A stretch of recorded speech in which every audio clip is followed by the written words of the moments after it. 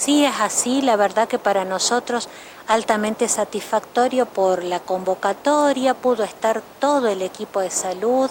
y nos parecía algo sumamente necesario porque más allá de que uno a través de la distancia y los medios de comunicación como videoconferencias, videollamadas o poder hacer uso de las redes sociales, transmite protocolos, contenidos y demás, muchas veces es necesario venir hacia el lugar de trabajo de cada centro de salud, sobre todo en el interior, y es fundamentalmente los cabeceras de área para ver cómo tienen organizado el espacio físico para esta contingencia, cómo está trabajando el personal de salud en las distintas áreas y también cómo se sienten, porque es una situación que en un primer momento,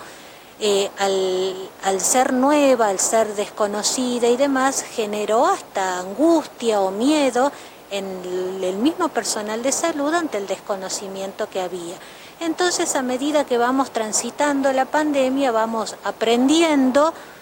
y modificando cosas, es muy dinámico, entonces a lo mejor lo que se hacía hasta la semana pasada, hoy ya se está replanteando y salen nuevos protocolos y demás, entonces eso es lo que vinimos a ver básicamente con todo el personal del hospital.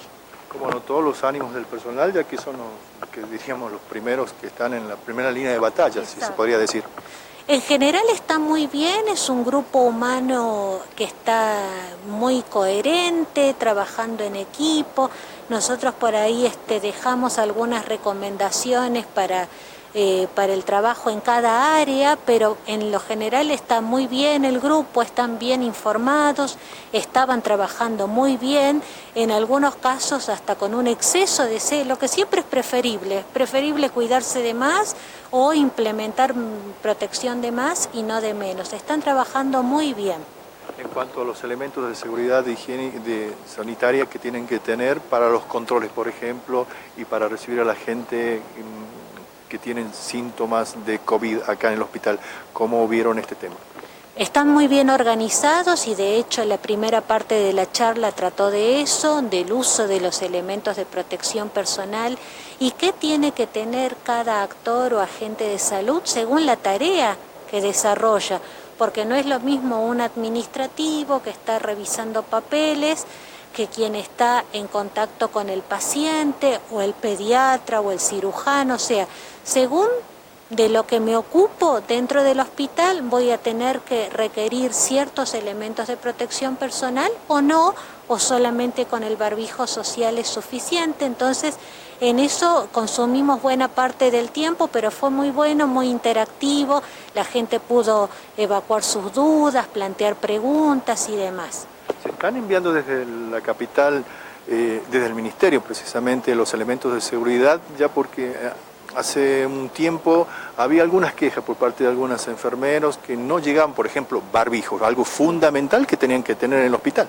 Sí, eso nos comentaron. Hubo un primer momento, es que es cierto, hubo una escasez de barbijos quirúrgicos, ¿sí?,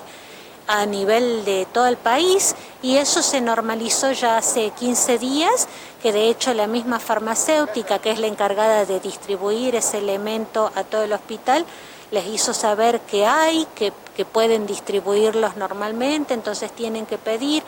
Hay en stock suficiente para dejarnos tranquilos en el Ministerio de Salud para distribuir a todas las áreas, entonces se le pidió a todo el personal que no deje de solicitarlos, que no espere a tener faltante, que vaya haciendo una planificación semanal o mensual de uso según las tareas,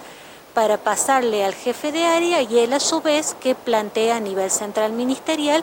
porque ese equipo como el barbijo, por ejemplo, ahora hay en stock suficiente y nos deja tranquilos a todos. Bueno, doctora, ¿el virus se transporta o circula por el aire? No, el virus no permanece en el aire como otros virus respiratorios como el de la influenza, el de la gripe, por ejemplo, que eso era algo que nos generaba gran duda en un primer momento y la discusión de los expertos era cuánto tiempo estaba en el aire, en las superficies y demás. Al ser un virus de tamaño relativamente grande comparado con otros respiratorios como el de influenza, necesita de lo que se llama gota gruesa, o sea, una buena gota de saliva.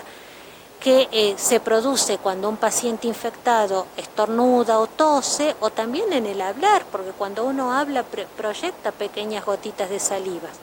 Si tenemos todos esta primera barrera física, que es el barbijo o tapabocas nariz social,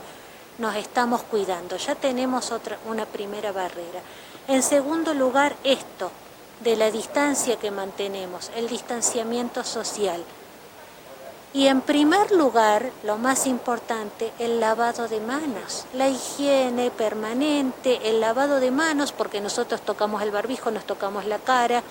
y a lo mejor en algún momento no nos dimos cuenta, estábamos sin el barbijo y alguien estornudó y demás, pero si nos lavamos bien las manos y demás, estamos haciendo lo necesario para evitar contaminarnos.